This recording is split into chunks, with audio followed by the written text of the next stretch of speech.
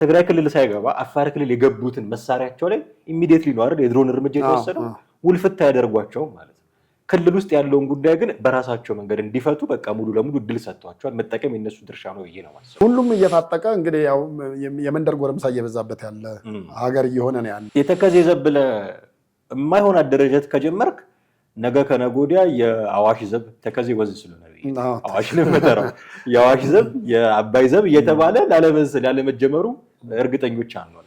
ህዝበ ውሳኔ እስካልተካሄደበት ድረስ የወልቃይት ጉዳይ ህዝበ ውሳኔ ተካሂዶ ያውም ትክክለኛና ነፃ የሆነ ተብሎ በሚባል ደረጃ ጉዳዩ መቋጫ ካላገኘ ወደፊት የትውልድን መጋጫ የሚሆን መሆኑ የሚቆይ ጠብ ነው። ይሄ በቃ ምንም የተቀበረ ፈንጂ ነው። ነገር ግን ነገ ከነገ ወዲያ ደግሞ ትጥቅ ፍቱ አትፍቱ ሌላ ጭቅጭቅ መምጣቱ አይቀርም። ልክ የፋኖ ኬዝ ማለት ነው። ፋኖ ማርከት አጠቅ ተብሏል። ይሄ የአደባባይ ሀቅ ነው።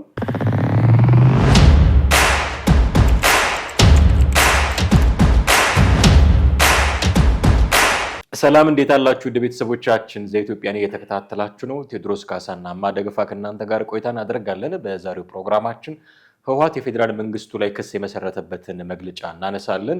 ህወሓት ብቻ ሳይሆን ስምረት ፓርቲም ተመሳሳይ አይነት መልእክት ያለው መግለጫ አውጥቷል። እነዚህን ሁለት መግለጫዎች እንመለከታለን። እስከ ፕሮግራማችን ፍጻሜ ድረስ አብራችሁን ቆዩ። እንዴት ነህ ቴዲ? እንዴት ነህ? ሰላም ነው። ህወሓት አንድ መግለጫ አውጥቷል። ረዘም ያለ መግለጫ ነው። በእርግጥ የፌዴራል መንግስቱን የሚከስ ነው። ለጦርነት ዝግጅት እያደረጋችሁ ነው የሚል አይነት። ከዛ ደግሞ ታጣቂዎች ከምዕራብ ነው ትግራይ የሚሉት አካባቢ ከዛ መውጣት አለባቸው የሚል ክስ የሚያቀርብ ነው። በተመሳሳይ ስምረት ፓርቲ ከምዕራብ ትግራይ አካባቢ ታጣቂዎች መውጣት አለባቸው፣ መንግስት እዛ አካባቢ ተፈናቃዮችን መመለስ አለበት የሚል መግለጫ አውጥቷል። ወደ በኋላ ይህንን የሁለቱን መግለጫዎች አንድምታ ለመፈተሽ እንሞክራለን። ሁሌ ግን መንግስትን መክሰስ ይቻላቸዋል የህወሓት ሰዎች የሚል ነገር ማንሳት ያለብን ይመስለኛል። አሁን በጦርነት ቀስቃሽነት ነው መንግስትን እየከሰሱ ያሉት። ዳግመኛ ደም አፋሳሽ ጦርነት ለማድረግ እንደዚህ በጣም በርካታ ነገር ነው የሚያነሱት እና እነሱ ተጠያቂ አይደሉም ወይ በዚህ ነገር የሚል ሌላ ደግሞ የመልስ ምት ሲሰጣቸው በአብዛኛው እንሰማለን። መንግስት ምንም አላጠፋም በዚህ ጉዳይ ላይ ኃላፊነት አይወስድም ብዬ ልከራከር አልችልም። አገሪቱን እንደሚመራ አካል እንደ አንድ ፌዴራል መንግስት የትጥቅ ማስፈታቱን እና የተፈናቃዮች መመለስን በበላይነት እንዲመራ እጠብቅ ነበረ። አትሊስት ትልቅም አቅም ያለው የጦር አቅም ያለው እሱ ስለሆነ እዛ አካባቢ ያሉ የጸጥታ ችግሮች ካሉ አስታግሶ ሰዎችን መመለስ፣ ከዛ ትጥቅ መፍታት ያለባቸው ደግሞ አካላት አሉ እነሱ እንዲመልሱ ማድረግ። በእርግጥ መቅበሩ አለ፣ መሳሪያ መቅበሩ ባለፈው ፊልድ ማርሻሉም ሲናገሩ ነበር። መሳሪያ መቅበሩ አለ፣ ብዙ ነገሮች አሉ። ግን ቱ ሰም ኤክስተንት ጠጋ ብሎ ወደዛ አካባቢ ማድረግ የነበረባቸው ነገሮች ይኖሩ ይሆናል። ግን ይሄን አላደረገም ማለት የብቻው ችግር አይደለም። እነሱ ደግሞ በጣም ከዚህ የባሰ ችግር ሲቆሰቁሱ ነው የምናያቸው እና መግለጫ ባወጡ ቁጥር ፌዴራል መንግስቱ እንዲያርጎን የሚል ነገር ሁሌ ነው የሚናገሩት። እነሱ ተጠያቂ አይሆኑም ወይ? ተጠያቂ የሚሆኑበት ነገር ሊኖር ይችላል። ነገር ግን እኔ በዚህ የኢትዮጵያ መንግስትን መውቀስ ይቻላል ብዬ አስባለሁ። ሌሎች ክልሎችን በሚያስተዳድረው አቅሙ ትግራይን እያስተዳደረ አይደለም ያለው። ጣልቃ ገብነት ነው እንዳይባል ጣልቃ ገብ በማይሆን መንገድም ማስተዳደር ይቻላል። ነገር ግን አሁን አብላጫው ጡንቻውም እንቅስቃሴውም የምናየው የህወሓትን ነው። ህወሓት ነው በሁሉም ነገር። ፌዴራል መንግስት ነው በምንም ነገር እዛ ውስጥ አለ ማለት አትችልም። እንደው በጀት ከመስጠት ከመፍቀድ በስተቀር ስፔሻል ትሪትመንት ያለን ይመስለኝ። እዛ ከዚህ በፊትም ምክር ቤት ሆነው ሲናገሩ ሰምታቸው ከሆነ ጌታቸው ይሻለናል አሉ፣ ጌታቸውን አደረግን። አንፈልግም አሉ፣ ታደሰ ይሻለናል አሉ፣ ታደሰን አደረግን። የፌዴራል እዛ አካባቢ የሆነ ችግር እንደሚከሰት ገብቷቸዋል ማለት ነው። የፌዴራል መንግስቱም ፐርሰናሊ ጠቅላይ ሚኒስትሩ ያለመስማማት ወይ የሆነ ነገር እዛ ውስጥ እጃቸውን ላለማስገባት የሚደረግ ጥረት እንዳለን ይረዳሉ። እንደው ዝም ብሎ እንዳሻቸው ይሁኑ ብሎ የመልቀቅ ሳይሆን የችግራችሁ ውስጥ የኔ እጅ የለበትም። ይሄ ትልቁ መልእክቱ ለማን ነው? ለትግራይ ህዝብ ነው የሚመስለኝ። አሁን ባለው ሁኔታ ትግራይ ክልል ውስጥ ምንም ነገር ሀፐን ቢያደርግ የፌዴራል መንግስቱ የሚወቀስበት ነገር አለ ብዬ እኔ አላምንም። ምክንያቱም ጦርነት ቢቀሰቅሱ እነሱ ናቸው። ባህላዊ ጀነራል ነው ትግራይ ህዝብ በሙሉ ቢሉ እነሱ ናቸው። ከመሬት መሳሪያ ቆፍረው ቢያወጡ ወርቅ ቆፍረው ቢሸጡ እንዳለ እነሱ ናቸው። የፌዴራል ምንድነው የጦሩ አመራር እነ ምግበይ እና ፖለቲካውን ማመራር እነ ደብረጽዮን። ስለዚህ ከዚህ ውስጥ አሁን የፌዴራል መንግስት እያቦካ ነው ገብቶ እንዳትል የሚያስችል ነገር የለም። በእርግጥ የሚወቀስበት ቲፒኤፍ የሚባለውን ያስታጥቃል፣ መሳሪያ ይሰጣል የሚል ወቀሳ ይቀርብበታል። እንደው አያስታጥቅምም ያስታጥቃልምም እንድትል የጠነከረ መረጃ ያን ያህል ስለሌለ አፋችንን ሞልተን ልንናገር አንችልም። አያስታጥቅም ብለን ልንከራከርለትም አንችልም። አያስታጥቋል ብለንም ደግሞ እንትን ልንላቸው አንችልም። ግን እዛ አካባቢ ያለው አሁን አማራ ክልል ውስጥ እንዳለው ውጊያ እያደረገ ነው እንደምታውቀው። ኦሮሚያ ክልል ውስጥ በፌዴራል መንግስት ደረጃ ነው የክልል ኃይሎች አይደለም የሚዋጉት። ሌላም ቦታ አብሶሉት የሆነ ቁጥጥር ይኖረዋል። ትግራይ ክልል ውስጥ ግን ስፔሻል ኬዝ ነው። የጦርነት ማግስት ነው። ክልል ውስጥ የመጣውን ጦርነት እንደምታውቀው የሆነ ነገር ሀፕን ቢያደርግ የፌዴራል መንግስት ሊወራችሁ መጣ የሚል ናሬሽን ሴት አድርገው ህዝቡ እንደዛ እንዲቀበል ነው የሚያደርጉት። አሁን እንደዚህ የለም። የፌዴራል መንግስት ሙሉ በሙሉ እኔ በክልል ውስጥ ሙሉ ቁጥጥር ባለመያዙ እንደውም አልወቅሰውም። የጥበብ አካሄድ እየሄደ ነው። ግን አልወቅሰውም ማለት ትጥቅ እንዳይፈቱ ባለማድረጉ አይወቀስም ማለት አይደለም። ተፈናቃዮች እንዳይመለሱ ባለማድረጉ አይወቀስም ማለት አይደለም። የብቻው ጥፋት አይደለም። ተፈናቃዮች ይመለሱ ሲባል መሳሪያ ይዘው እንዲመለሱ የሚፈልጉ የህወሓት ሰዎች አሉ። አስቸጋሪ ነው። ግን ያንንም ታግሶ ቢሆን የሆነ ሜካኒዝም ፈልጎ እንዲመለሱ ቢያደርግ ለጦርነት በር የሚሆኑ ጉዳዮችን ቀድሞ ይዘጋል ብዬ ስለማምን እሱ እኔ አሁን ከምን አንጻር መሰለ፣ ለምሳሌ ካሉህ ልጆች አንደኛውን ዝም ብለህ እየተንከባከብ ክንክንክ እያልክ ትኖራለህ። ምናልባት የጤና ችግር ካለበት ልታረግ ትችላለህ።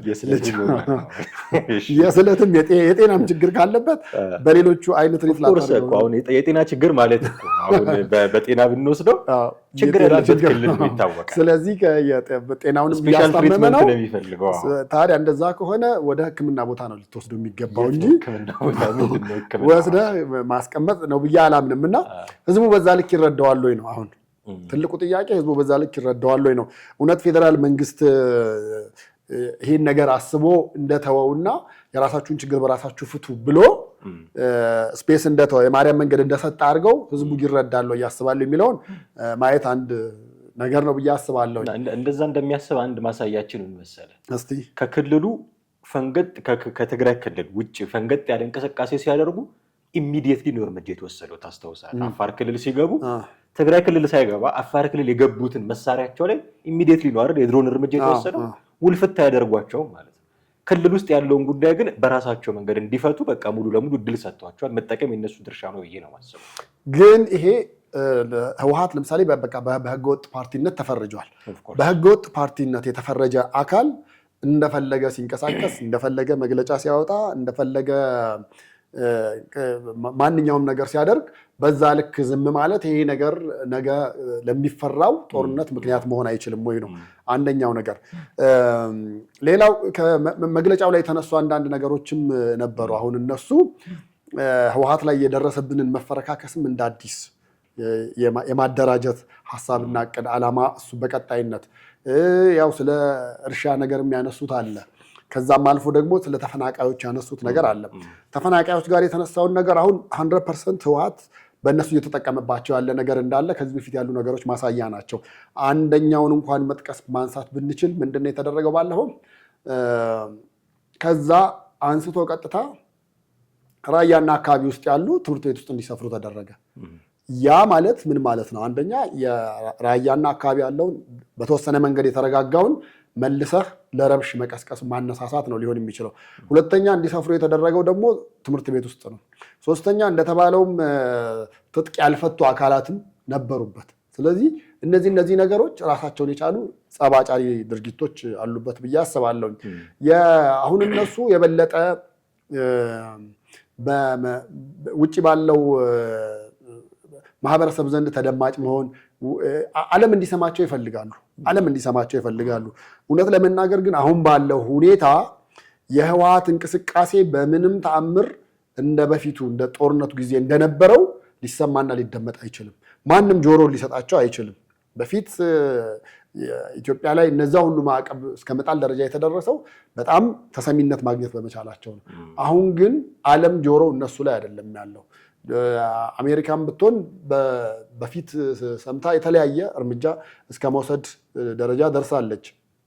ኢትዮጵያ የምትጠቀምባቸውን የነበሩትን የንግድ ስምምነቶችን እስከ መሰረዝ ብዙ ጫናዎች ተደርገዋል። አሁን ግን አሜሪካ ራሱ በሩሲያው ጉዳይ በእስራኤልና ፍልስጤም ጉዳይ ቢዚ የሆነች ሀገር ነች፣ የራሷንም ጉዳይ ጨምሮ ማለት ነው። እና እንደዚሁም ከቻይናና ከሌሎች ዓለማት ጋር ባሉት ነገሮች ፍጹም መሰማት የማይችሉበት ደረጃ ደርሰዋል። እንደዛም ሆኖ ግን አሁን እነሱ እያጣቀሱ ያሉት የፕሪቶሪያውን ስምምነት ነው። የፕሪቶሪያውን ስምምነት በመጥቀስ እየተፈጸመ አይደለም፣ ሊዳኘን ሊገላግለን የሚችል ሌላ ገላጋይ፣ ሌላ ሰው ሊያደራድረን የሚችል ሌላ አካል ያስፈልገናል እንጂ በምንም ተአምር እኛና ፌዴራል መንግስት ተነጋግረን መግባባት አንችልም የሚሉ መልእክቶች ናቸው እየተላለፉ ያሉት እና እነዛ ነገሮች ደግሞ በፈለጉት ደረጃ ተደማጭ አለመሆኑ አናዷቸዋል፣ አበሳጭቷቸዋል። ምናልባት ቀጣይ እርምጃቸው አሁን የእነሱ ሀሳብ ጦርነትን እንደሚጠሉ ቀድመው ይናገሩት እንጂ ዞሮ አሁንም ዝምታው በዚሁ ከቀጠለና የኢትዮጵያ መንግስት እንደተባለው ጣልቃ ሳይገባ ጸጥ ብሎ የሚቀመጥ ከሆነ ሌሎች አካላትም ዝም የሚሏቸው ከሆነ ተወደደም ተጠላም ተደማጭነትን ለማግኘት ተሰሚነትን ለማግኘት የዓለም ሕዝብ ጆሮና አይን ወደ ኢትዮጵያ እንዲሆን ጦርነቱን ማስነሳታቸው አይቀርም ብዬ ነው የማስበው። እዚሁ መግለጫቸው ላይ የተነሳው አንዱ ነገር ታጣቂዎችን አስመልክቶ ነው። ያው ምዕራብ ትግራይ ይሉታል፣ ወልቃይት ጠገዴ፣ ጸገዴ የተባለ ሁመራ እንደዚህ የተባለ ይገለጻል። ጸናጠ ብዙ አያጣላንም፣ ጎረቤት ናቸው በሚለው እንወስደዋለን። እዛ አካባቢ ያለው አሁን ከፌዴራል መንግስት ቁጥጥር ውጭ ማለት ከዛ መዋቅር ውጭ ነው የሚባለው ያለው ኃይል የተከዜ ዘብ ነው። የተከዜ ዘብ ደግሞ ማምረቱን አላቆመም። ኢቨን ትላንትና አስመርቀዋል አዲስ ኃይል። ሰሞኑን ደግሞ ማናቸው ዶክተር ዳኛቸው አሰፋ እዛ ሄደው ከነ ኮሎኔል ደመቀ ዘውዱ ጎን ቆመው የወታደሩን ልብስ ለብሰው መሳሪያውን ይዘው እንደውም ካባ ለበሷቸው እንጂ በኋላ ስለ ወልቃይት ብዙ የተናገሩ እሳቸው ናቸው ድምፅ ሆነውናል በሚል እንዲህ አይነት የገጽታ ግንባታ የሚመስል ነገር ለሚዲያ ፍጆታ የሚሆኑ ነገሮች ሁሉ እየተሰሩ ነው። የተከዜ ዘብን አስመልክቶ ምንድነው ያለው መንግስት ያለው አቋም እስካሁን ግልጽ አይደለም። በግልጽ ሲናገር የተከዜ ዘብ ብሎ ሪፈር አድርጎ መንግስት እስካሁን ሲናገር ሰምቼ አላውቅም። እነ ደብረጽዮን ደግሞ ጉዳያቸው እሱ ነው። ታጣቂዎች አሉ እዛ አካባቢ እና መንግስት ነው ደግሞ የሚያስታጥቃቸው የሚላሉ። መንግስት ነው የሚያስታጥቃቸው፣ ይሁንታ ሰጥቷቸዋል። እዛ አካባቢ ያሉ ሰው ለጦርነት እንደውም በር እየከፈተ ያለው መንግስት ነው የሚል አቋም ነው ያላቸው። የተከዜ ዘብ እዚህ አካባቢ በተደጋጋሚ እያስመረቀ መምጣቱ፣ ሚዲያ ላይ የሚታወቁ ሰዎችን፣ ንግግር ላይ የሚታወቁ ሰዎችን እየጋበዙ እንዲህ ማድረጉ እንደውም እኮ የፌዴራል መንግስትን እገዛ አንፈልግም ብለዋል ኮሎኔል ደመቀ ዘውዱ ባለፈው አንስተውን እንደሆነ አለ የእነሱን እገዛ አንፈልግም፣ በራሳችን አቅም እንዳመጣጡ ልመልሰው እንችላለን የሚል መተማመን ላይ ሁሉ ደርሰዋል። እንደውም ደግሞ የሰቲት ሁመራን የሚያስተዳድሩት ሰው አቶ አሸተ ደምለው ለክልሉ ብቻ አይደለም ለኢትዮጵያም ዘብ የቆመ ነው ብለው ሁሉ ተናግረዋል። እኔ አሁን ለኢትዮጵያ አይደለም ለአፍሪካም ቢቆም የተከዜ ዘብ ከፌዴራል መንግስት መዋቅር ውጪ ከሆነ እና የክልል መንግስታት ከሚፈቀድላቸው የትጥቅ ደረጃ በላይ ከሆነ ሌላ ልዩ ኃይል ነው። አሁን የልዩ ኃይል የተጀመረው ታስታውስ ከሆነ ሶማሌ ክልል ውስጥ ከዛችኛዋ ከሀገሯ ሶማሊያ የሚመጣውን ስጋት በመፍራት ከአልሻባብም ይሁን ከምንም ይሁን ያንን በመፍራት ነው ልዩ ኃይል እዛ መጀመሪያ የተቋቋመው። ከዛ ነው ወደ ሌሎች ክልሎች ከዛ በቃ አንድ አዲስ ክልል እንኳን እንትን ቢል መጀመሪያ ስራው ልዩ ኃይል ማሰልጠን ይሆናል። ከዛ ክልሎች እርስ በርስ መፎካከር፣ በሺዎች የሚቆጠሩ ልዩ ኃይል ማሰልጠን፣ ትጥቃቸው ከመከላከያ መብለጥ፣ እሱ ነው እኮ አሁን ድረስ ያልተፈታ ችግር ያመጣበት ትግራይ ውስጥም አማራ ክልል ውስጥ። የተከዜ ዘብ ብለህ የማይሆን አደረጃጀት ከጀመርክ ነገ ከነገ ወዲያ የአዋሽ ዘብ ተከዜ ወዝ ስለሆነ አዋሽ ነው የምጠራው የአዋሽ ዘብ የአባይ ዘብ እየተባለ ላለመጀመሩ እርግጠኞች አንሆንም። በዛ ደግሞ በፉክክር ከተጀመረ ልክ እንደ ልዩ ኃይሉ ራሳቸውን ሲያስታጥቁ ራሳቸውን ከፌዴራል መንግስት በላይ ሲያደርጉ ልናይ። ስለዚህ በጊዜ በእንቁላሉ ጊዜ መቀጣት ያለበት ነገር ይመስለኛል። እኔ አሁን የፌዴራል መንግስት እዛ አካባቢ የወልቃይት ጉዳይ ላይ ጣልቃ ገብቶ ይወስን የትግራይ ይሁን የከሌ ይሁን እያልኩኝ አይደለም። ኦፍኮርስ ስጋት እንዳላቸው አውቃለሁ። ኮሎኔል ደመቀ ዘውዱ ትጥቅ አልፈታም፣ ያኛው አካል መፍታት አለበት የህወሓት አካል፣ እሱ ሳይፈታ እኛ አንፈታማ የሚል የፋኖም እኮ አንዱ ጦርነት ውስጥ የገባው እኮ እነሱ ትጥቅ ሳይፈቱ ልዩ ኃይል እንዴት ይፈታል የሚል ነው። ስለዚህ ይሄኛው እንዲፈታ ማድረግ፣ ህወሓቶች እንዲፈቱ ማድረግ፣ የተከዜ ዘብም ከዚህ በላይ ሳይስፋፋ እንዲመክን ማድረግ አስፈላጊ ይመስለኛል። ካልሆነ ግን እየተስፋፋ ከሄደ ለሀገርም ስጋት ይመስላል። ሁሉም እየታጠቀ እንግዲህ ያው የመንደር ጎረምሳ እየበዛበት ያለ ሀገር እየሆነ ነው ያለው። ያም በተለያዩ ነገሮች እያየን ነው። አሁን አንተ ያነሳቸው የጠቃቀስካቸው ነገሮች እንዳሉ ሆነው ማለት ነው። ተከዜ ላይ በእርግጥ ያስፈልጋል አያስፈልግም ብዙ የሚያነጋግር ነገር ያለ አይመስለኝም። እንደሚያስፈልግ ብዙዎቹ የሚያምኑበት ነው። ምክንያቱም ከዚህ በፊት የነበሩት ነገሮች፣ ከዚህ በፊት የነበሩት ታሪኮች፣ ከዚህ በፊት የነበሩት ጦርነቶች፣ ግጭቶች የሚያሳዩ ተከዜ ጋር የሆነ የሚያቆም ኃይል መኖር መቻል አለበት ነው። አለዛ እሱ ከሌለ ማንም እንደመጣ እየፈለገ እየፈነጨ ይመጣል ነው። ሌሎቹ አሁን ያንን እንደ ምክንያት አድርገው እንደ መነሻ አድርገው መታጠቁን ማለቱ ምናምን የመጣው ነገር አንደኛ የፉክክር ስሜቱ መኖሩ ነው። ሁለተኛ ደግሞ በአካባቢውም ሰላም አለመኖሩ ነው። እሱ ብቻ እንዳይመስልህ አሁን እኛ ባለፈው ሳምንት ሄደን የመጣንበት አርሲ ክልል ውስጥ አለ። ታስታውስ እንደሆነ እዛ ውስጥ ክርስቲያኖች፣ ኦርቶዶክሶች ተጨፍጭፈዋል የሚል ሀሳብ ግጭት ተፈጥሯል ተብሎ የነበረ ሊያጣራ የሚሄድም አካል ነበረ። ያጣራ አካል አለ። ያጣራ አካል መጥቶ ሃይማኖታዊ ግጭት አይደለም የሚል ምላሽ ሰጠ። ሌሎቹ ደግሞ አሁን እንደ መፍትሄ ሀሳብ የሚያቀርቡት ምንድነው? እዛ አካባቢ ያሉት ይሄ ነገር ሊቀጥልም ስለሚችል መሳሪያ መታጠቅ መቻል አለባቸው ነው። ራሳቸውን መከላከል መቻል አለባቸው ነው። ለምን ማንም እየተነሳ የሆነ ነገር ሲያደርግ ወደ መንግስት መጮሁም አድነን አስጥለን ምናምን የምንለው ነገር ትተን የታጠቀ ኃይል ሊሆኑ ነው። እንደዚህ ያሉ ትንንሽ የሚመስሉ ነገሮች ጋርም ግጭት ሲፈጠር መሳሪያ እንዲታጠቅ እንደ መፍትሄ ሀሳብ እሱ የሚመጣ ከሆነ ነገ ጠዋት የክልሎቹን ብቻ ማየት መቻል የለብንም። እዚሁ አዲስ አበባም ዙሪያ እንግዲህ የሆነ ነገር ሲሆን ለምሳሌ በሱሉልታ መውጫ ላይ ብዙ ጊዜ እገታ ይኖራል። በቃ እገታዎች አሉ። ከእገታዎቹም ባሻገር መንደር ውስጥ የተነሳ ድንገተኛ ኃይል መጥቶ ጥቃት የሚፈጽምበት ነገር አለ። መፍትሄው ምንድነው ሲባል ታጠቁ የሚባል ነገር ነው እየመጣ ያለው እና ምን ሊሆን ነው እንግዲህ እያንዳንዱ ሁሉም ታጣቂ ሊሆን ነው ማለት ነው። መታጠቁ እኮ መሳሪያን በአግባቡ እንደሰለጠነው ዓለም በአግባቡ የምትጠቀም ከሆነ ችግር አልነበረው። በሰለጠነው ዓለም ዛሬ ራሱን ለመከላከል ብሎ የታጠቀ ሰው ነገ ከነገ ወዲያ ዘራፊ ሊሆን ይችላል። ባለፈው የእጅጋየሁንም ስናነሳው ነበር አይደል? ግለሰብ ሽጉጥ እያዘ እየተንቀሳቀሰ የሚሄድ አይነት ነገር ከሆነ ነገ ጠዋት ምን ሊፈጠር ይችላል? የሆነ ነገር ሀፕን ያደረገ ሀገራት ለምሳሌ አሜሪካ ውስጥ መሳሪያ መታጠቅ መብትህ ስለሆነ ሁሉም ይገዛል። ግን የሆነ ትምህርት ቤት ውስጥ ገብቶ 7-8ቱን ተማሪ ገድሎ ሲሄድ ታያለህ። እና መሳሪያን ሁሉም የሚታጠቀው አይነት ነገር ከሆነ በጣም አስቸጋሪ ነው። በተለይ ከተማ አካባቢ መሆን መቻል የለበትም። ከተሞች አካባቢ እንደዛ አይነት ነገር ከመጣ ነገሮች በጣም ወደ አስከፊ ነገር ነው የሚመጡት። ምክንያቱም የከተማ ጦርነት የሚባሉ አይነት ነገር ቢከሰት አንድ ሰው አይደለም የምትጎዳው። ግጭት ተፈጥሮም የሆነ ቦታ ስትተኩስም አንድ ሰው አይደለም የምትጎዳው፣ በጣም በርካቶችን ነው። ቦምብ ሲጣል በጣም በርካቶችን ነው ሊያጠቃ ሊጎዳ የሚችለው እና ይሄ የመሳሪያ ላይ ያለውን ነገር መንግስት በጣም በቃ ቶታሊ ወደ ሚሊቴሪው ጋር ብቻ መቅረት መቻል ያለበት ነው። ሚሊቴሪው በልክ መሆን መቻል አለበት። ሊደግፉት እዛ አካባቢ ያለውን ችግር ሊያስታግሱለት እንደሚችሉ አስበው ሊሆን ይችላል። ነገር ግን ነገ ከነገ ወዲያ ደግሞ ትጥቅ ፍቱ አትፍቱ ሌላ ጭቅጭቅ መምጣቱ አይቀርም። ልክ የፋኖ ኬዝ ማለት ነው። ፋኖ ማርከታጠቅ ተብሏል። ይሄ የአደባባይ ሀቅ ነው። ያን የነበሩት የርዕሰ መስተዳድር አይ ቲንክ ዶክተር ይልቃል ከፋለ እንደዚህ አካባቢ ስማቸውን ዘነጋሁት። ማርከታጠቅ የሚለው አዋጅ አውጆ ነበር። ምክንያቱም ህዝባዊ ማዕበል ነው የመጣብን፣ በህዝባዊ ማዕበል ነው የምንመልሰው፣ ውጡና መክቱ፣ ማርካችሁ ታጠቁ። በዛም በኩል እኮ በቅልጥምካ ነው የሆነ ነገር ተብሎ ነበር። እንደዛ ተባለ። በክንድህ ታጥቀህ ማርኮ የታጠቀውን ለማስፈታት አሁን ጦርነት ላይ ነው። ገባ አይደል? ያው 2 ዓመትም አለ፣ 3ኛው ዓመቱን ያዘ። ተመሳሳይ ጦርነት ላይ ነው።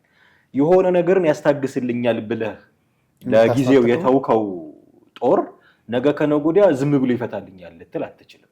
የሱዳን ኬዝ ተመሳሳይ ነው። ሱዳን ውስጥ አሁን RSF የሚባለው ራፒድ ሰፖርት ፎርስ አንዳንድ አጋሎ የሚመራው ለሆነ ፈጥኖ ደራሽ ተብሎ የተቋቋመ ነው። አሁን ከአልቡርሃን ጋር ፊት ለፊት የሚዋጋ ድሮኖች ያሉት የሆነ ክልል የተቆጣጠረ አካል ማስፈታት ከባድ ነው የምታገኘው። ስለዚህ የሆነ ጊዜ ችላ ያልከው ወይ ሊደግፈኝ ይችላል ወይ የሆነ ቦታ ሊሸፍንልኝ ይችላል ብለህ ካንተ መዋቅር ውጪ እንዲቋቋም የፈቀድክለት ነገር በኋላ ትጥቅ ፈታተፍታ ሌላ ደግሞ ዙር ጦርነት ሊሆን ይችላል። ስለዚህ ወይ በመዋቅር ውስጥ ማድረግ በመከላከያ መዋቅር ውስጥ በአንድ እዝ ማድረግ መከላከያ ባለው የእዝ ሰንሰለት የሚመራ ማድረግ እቺን ላይፈልጓት ይችላሉ። ምክንያቱም ያው የፌዴራል መንግስት የሚረዳው ጦር ነው ምዕራብ ትግራይን የያዘብን የሚለውን ስለሚሰጉ ሊሆን ይችላል። ግን ነገ ከነገ ወዲያ ከሚመጣው ትጥቅ ፍቱ አትፍቱ ከሚል ጦርነት አንጻር ስታስበው ትልቅ ስጋት ስለሚሆን በእዝ ሰንሰለት ውስጥ ደግሞ መሆን አለበት ብዬ አስባለሁ። ከዚህ ጋር ደረበን እንድናነሳ የምፈልገው የስምረትን መግለጫ ነው። እንግዲህ የስምረት ፓርቲ ፕሬዝዳንት አቶ ጌታቸው ረዳ ናቸው። እንደምታውቁ የእሳቸው መግለጫም ምዕራብ ትግራይ ላይ ያሉ ታጣቂዎች አሉ፣ እነሱ ገለል መደረግ አለባቸው፣ ተፈናቃዮች መመለስ አለባቸው። ከዚህ በፊት ትዝ ይለኛል በጨረፍታም ቢሆን አንስተነዋል። ወልቃይትና ራያ ላይ የህወሓት ሰዎች ምንም አይነት ልዩነት የአቋም ልዩነት የላቸውም። ቦታውን ምዕራብ ትግራይ ነው የሚሉት ደብረጽዮን፣ አቶ ጌታቸው ረዳም ምዕራብ ትግራይ ነው የሚሉት። ተፈናቃዮች ይመለሳሉ ይላሉ ደብረጽዮን፣ አቶ ጌታቸው ረዳም ተፈናቃዮች ይመለሱ ይላሉ። ታጣቂዎች ይውጡ ይላሉ ደብረጽዮን፣ አቶ ጌታቸው ረዳም ታጣቂዎች ይውጡ ይላሉ። ምንም አይነት የአቋም ልዩነት የለም። ምናልባት ያካሄድ ልዩነት ካልሆነ በስተቀር እንዴት አድርገን እንፍታው፣ በእነዛኞቹ ሞር በኃይል እንፍታው ሊሉ ይችላሉ። እና አቶ ጌታቸው ረዳ በንግግር ሊሉ ይችላሉ። ወልቃይትም ደረስ መለስ እያሉ ከነ ኮሎኔል ደመቀ ዘውዱ ጋር ሲነጋገሩ ምናምን ልናያቸው እንችላለን። አቋማቸው ግን ወልቃይት የትግራይ ክልል ነው የሚል ነው።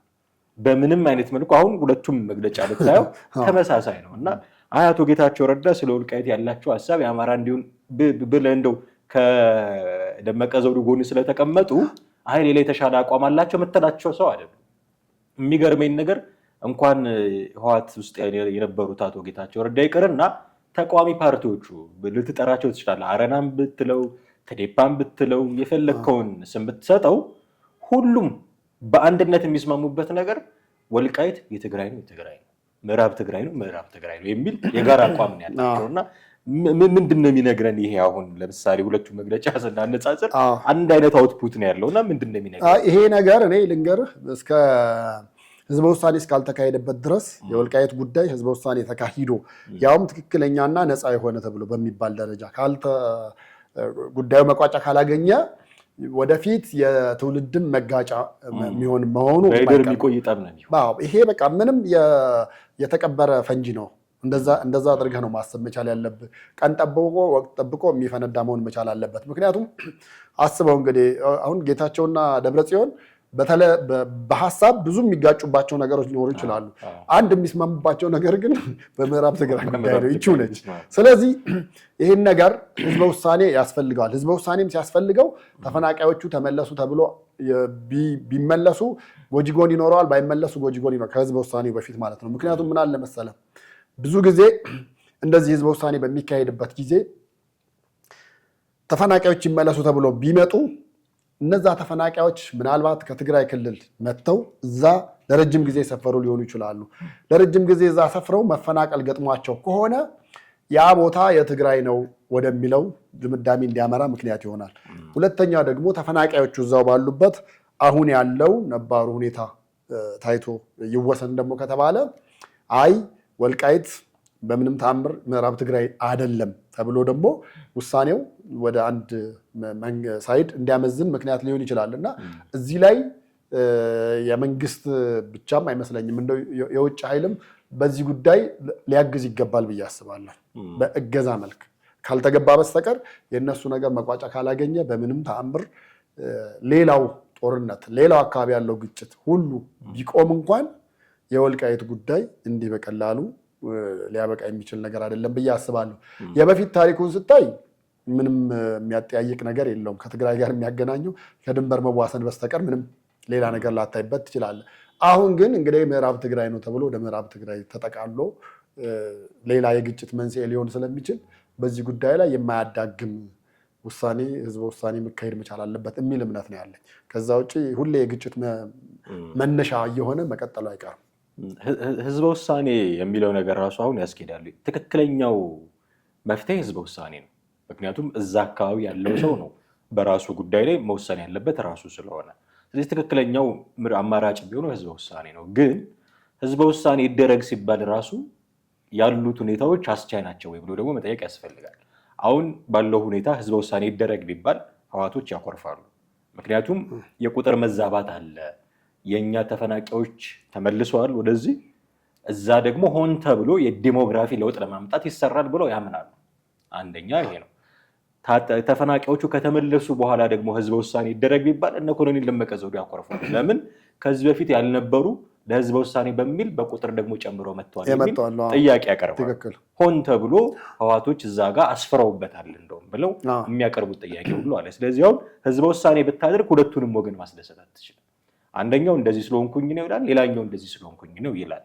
ስለዚህ ከሰው እዛ ከሚኖሩት ሰዎች ፍላጎት ባለፈ የክልሎቹም ጥያቄ ነው ይሄ። ስለዚህ ያስማማቸዋል ብዬ አላስብም። አንደኛ።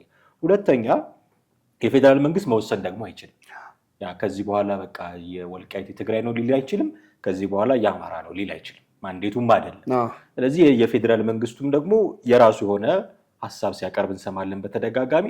ወይ በህዝበ ውሳኔ ይፈታ ይላሉ፣ ወይ ደግሞ ኦፊሻል አይደለም ግን አንዳንድ የውስጥ ምንጮች የሚሉት ግን እንደ ድሬዳዋ እንደ አዲስ አበባ ራስ ገዝ የሆነ ነገር ሶስተኛው አማራጭ ነው የሚሆነው። ሶስተኛው ነው እሱ። ልክ ጠቅላይ ሚኒስትሩ አማርኛና ትግርኛ ወላግደው የሚናገሩ የሚል ማንነት ሲተራደረጉ ልክ እንደ አይነት ማንነት ያለው ራስ ገዝ የሆነ አካባቢ ደግሞ እንደውም ባለፈው እኮ በግልጽ ተናግረውታል። ድሬዳዋ የኦሮሚያ ነበረ ከዛ እንደዚህ ከሆነ በኋላ ግን ህገ መንግስት ላይ የለም ግን ራስ ገዝ አስተዳደር እንዲሆን ከንቲባ በየአመታቱ እንዲቀያየር የሚል ሰላም ያመጣ ነው። ወልቃይትም እንደዚህ ቢሆን ችግር የለም የሚል እንደዚህ አይነት እንዲሆን የመፈለግ ኢንቴንሽን እንዳላቸው እረዳለሁ። ሶስቱም ግን አሁን ባለው ሁኔታ ሰላም ያመጣሉ ብዬ አላስብም። ሶስተኛው የተሻለ ይሆናል ብዬ አስባለሁ። እኔ ደግሞ ይኸውልህ አሁን የህዝብ ውሳኔው ላይ ተማመንን አይደል? እነዛም ያኮርፋሉ እነዚህም ያኮርፋሉ። የፌዴራል መንግስቱ እንዲያደርግ ማለትም አንችልም፣ ህገ መንግስታዊ መብቱ አይደለም። ይሄኛውም ደግሞ ቢመጣ አሁን ተዳፍኖ ነው እንጂ ለምሳሌ ድሬዳዋ እኮ ጥያቄዎች አሉ። እንደው በንጽጽር ሰላም ስለሆነ ነው እንጂ ጥያቄዎች አሉ። የከሌ ነው የሶማሌ ነው የኦሮሚያ ነው የሚሉ ጥያቄዎች አሉ። ተዳፍኖ ነው የሆነ ነገር እንትን ቢል ሊፈነዳ የሚችል ችግር አለ። ያንን አሰራር ወልቃይት ላይ ብታመጣው ጭራሽ እንደውም ይሄኛው ይብሳል ብዬ ነው የማስበው። የአማራ ክልል ከንቲባዎች የሆነ ዓመት ይምሩት፣ የትግራይ ክልል ከንቲባዎች የሆነ ዓመት ይምሩት ብትልም የሆነ ጊዜ መጋጨታቸው የሚቀር አይመስልም። ተዳፍኖ ነው የሚቀረው። ትክክለኛው መፍትሄ ምንድን ነው የሚል ጥያቄ ግን ከተነሳ እኔ የሚመስለኝ እንደውም በሰበቡ አጼ ተሳቡ ብለን ህገ መንግስታችንን ለማሻሻል ምክንያት ይሆነናል ብዬ ነው የማስበው። ይሄ አይነት ጥያቄ ያለው ወልቃይት ብቻ አይደለም። ራያ አለ፣ ድሬዳዋ አንስተን መተከል እንደዚህ አይነት ጥያቄዎች አሉ፣ ደራ እንደዚህ አይነት ጥያቄ አለ። ምንድነው ደቡብ ክልልና ይሄ ሲዳማና ኦሮሚያ ክልል ጉራጌ አካባቢ በጣም በርካታ ኢትዮጵያ ውስጥ እንዲህ አይነት ጥያቄ የሌለበት ቦታ የለም። አዲስ አበባም እኮ ተመሳሳይ ነው። የኔ ነች እኮ ጥያቄ ነው አይደል? ሸገር የሚባል በዙሪያ ለምን ተሰራ የሚል እኮ ከፍተኛ ጥያቄ። ፊንፊኔ ሲሏት፣ በረራ ሲሏት፣ አዲስ አበባ ሲሏት፣ ሸገር ሲሏት ነው የምታየው። በጣም ብዙ ጥያቄ ነው ያለው። ስለዚህ የወልቃይቱን እንደውም ሰበብ አድርገን ህገ መንግስታዊ ማሻሻያ ማምጣት አለብን። መሬት የብሔረሰብ ሳይሆን የሰው የኢትዮጵያዊ መሆኑን ማወጅ ያስፈልጋል ብዬ እኔ አምናለሁ። ህገ መንግስታዊ ማሻሻያ ካላደረግ፣ መዋቅራዊ ማሻሻያ ካላደረግ ለየክልሉ ሁሉ ለየብሔሩ ሁሉ መሬት ሰጥተህ አትችለውም። ስለዚህ መሬት የሰው ነው፣ እዛ አካባቢ የሚኖርበት ሰው ነው። ከዚህ በኋላ የትግራይ የሚባል የለም፣ የአማራ የሚባል የለም፣ የኦሮሞ የሚባል መሬት የለም። መሬት የኢትዮጵያውያን ነው። የመንግስትም ነው አይደለም የሚለው ክርክር በዛው ይፈታል ማለት ነው። እግረ መንገዱን ይፈታል። ገብቷል። አሁን ብዙ ሰዎች መሬት የመንግስት ነው በሚለው ታስረው መለወጥ የሚችሉ ሸጠው ቀይረው መለወጥ የሚችሉበትን እድል ደሃ ሆነው እየኖሩ ነው። እሱንም እግረ መንገድ እንድትፈታ ትችላለህ። እና እንደውም ጥሩ ይሆናል ብዬ እንደውም ካልደፈረሰ አይጠራም የሚባል የለ። የአካባቢ በመደፍረሱ ምክንያት የህገ መንግስታዊ ጉዳዮችም ሊጠሩ ስለሚችሉ ሊፈታ የሚገባው ብዬ የማምነው እኔ በህገ መንግስታዊ ማሻሻያ ብዬ ያምናለሁ። የኔም ሀሳብ እሱ ነው። ተስማምተን መቋጨት እንችላለን። ግን መውጫ እንዲሆንን የዶክተር ዳኛቸውን ጉዳይ ትንሽ ብናነሰው ደስ ይለኛል። እዛ አካባቢ ሄደው ወታደር ልብስ ለብሰው ከዚህ በፊት እንደውም ንግግሮቻቸውን እያወጡ ሲያገናኙባቸው ነበረ። ጦረኛ ሰው ትምህርት ሚኒስቴር አድርጋችሁብን ይላሉ። የዶክተር ብርሃኑ ጋር የብርሃኑ ነጋ ጦረኛ ሰው መጥቶ እዚህ ትምህርት ሚኒስቴርና አሁን እርሶ ጦረኛው ሆኑ። ስለተከዜ ዘብ ቀናይ ናቸው እሳቸው ሲናገሩም በጣም እያወደሱ ምናምን አሁን ያለውን ሁኔታ ለማርገብ ይሆናል ወይ? የእሳቸው አቋም ይታወቃል። ፕሮ መንግስት ናቸው። እዚህም አዲስ አበባ ሆነው የሚናገሯቸው ነገሮች በሙሉ መንግስትን ዲፌንድ የሚያደርግ ነው። እሳቸው ሄዶ የተከዜ ዘብን ማሞገሳቸው መንግስት ይፈልገዋል የሚል ናሬሽን እየፈጠረ ነው። ግን ለራሱ ለተከዜ ዘብ እንግዲህ መንግስት ላካቸው ብዬ አላምንም። እኔ እሳቸውማ ተጠርተው ሄዱት ሊሸለሙ ነው። የወልቃይት ድምፅ ሆኗል እኮ which means እኮ ምንድነው መንግስት ይሄን ነገር ይፈልገዋል ከተባለ ተጠርተህ ብትሄድም ወጪን የሚሸፍነው ፀሐዩ መንግስት ነው። ስለዚህ በእሱ ትይዘዋለህ። ግን ያው የዶክተር ዳኛቸው ብዙ ጊዜ በዚህ ጉዳይ አወዛጋቢ ሰው ናቸው። በነገራችን ላይ አዲስ አበባ ዩኒቨርሲቲ እያሉ በእርግጥ ከባለፈው ስርዓት ጋር ብዙም ወዳጅነት አልነበራቸውም። ቅጥረኛ ጸሐፊ የሚላክብኝ ነበረ ምናምን ሁሉ ብለው ይሉ ነበረና አዲስ አበባ ዩኒቨርሲቲ አሁን ከላይ ከዋናው በር ወደ ታች ወደ 6 ኪሎ ወደ ሐውልቱ ጋር ስትመጣ አዲስ የተሰራ ህንፃ አለ አይደለም? እነሱ ህንፃዎች ሲሰሩ እዛ ግቢ ውስጥ ያሉ ዛፎች ምናምን ነበሩና እነሱ ተቆርጠው ነው የተሰራውና ፕሮፌሰር እንድሪያስን እንግዲህ ነፍሳቸውን ይማርና ፕሮፌሰር እንድሪያስ እሸቴን በጣም ይተቹ ነበረ። ደን ጨፍጫፊው ፕሬዚዳንት እያሉ ስማቸውንም እያነሱ ያው እሳቸውም እዛ መምህር ነበሩ በፍልስፍና ፊሎዞፊ ላይ። ግን በቃ ሁሌ የትችት ሰው ነበሩ። አሁንም ይሄኛውንም መንግስት እንደውም በተወሰነ መንገድ ይሄ መንግስት አቀረባቸው። ከዛ በኋላ በመሃል ደግሞ ስፔስ ክፍተት ተፈጥሮ ነበር። አሁን ደግሞ እዚህ የመጽሐፉ ምርቃት ደግሞ ሲመጣ ደግሞ ወዳጅ ሆኑና እሳቸው ያው ያመኑትን የሚናገሩ ናቸው። በዚህ ጥሩ እንትን አለና እንዲህ አንዳንዴ ግን ከጋዜጠኞች ጋርም እሰጥ አገባ ሙግት ውስጥ ይገቡ ነበርና ሰንደቅ ጋዜጣ ላይ እንዲህም ተጽፎባቸው ነበረ። በባርኔጣቸው ላይ ነው የተጻፈው። ያው ሁሌም አትለያቸው ባርኔጣቸውና መጨረሻ ላይ እከሳለሁ አልከስም የሚለው መጣና ምን ከሆነ ነው የማትከሱት ሲባሉ ባርኔጣይን ከመለሳችሁልኝ አሉ። እንግዲህ ያው ጀስት ባርኔጣቸውን በሚተች እውቀታቸውን ጭንቅላታቸው ላይ የሚቀመጠውን ባርኔጣ ነው መነሻ ያደረገው የዛ ጽሁፍ ትችት ዶክተር ዳኛቸው ላይ። በኋላ ግን ባርኔጣይን መልሱልኝ፣ ጀስት ክብሬን መልሱልኝ የሚል እንድምታ ያለው ንግግር በመናገር ነው ሚዲያው አካባቢ በነበራቸው ውዝግብ የሚታወቁት። ከዛ በኋላ ግን ያው ያመኑበትን በመናገራቸው አንዳንድ እንደዚህ ግልጽ የሆኑ ምሁራን እንዲኖሩን ሁላችንም የምንመኘው ነገር ነው። የደበማይ ምሁራን ዝም ብለው እንደው ይዘው እንትን ብለው እንዳይሆን ወደዛ አካባቢ እንግዲህ በፊትም ያላቸው አቋም በዛ መንገድ የታወቀ ነበር።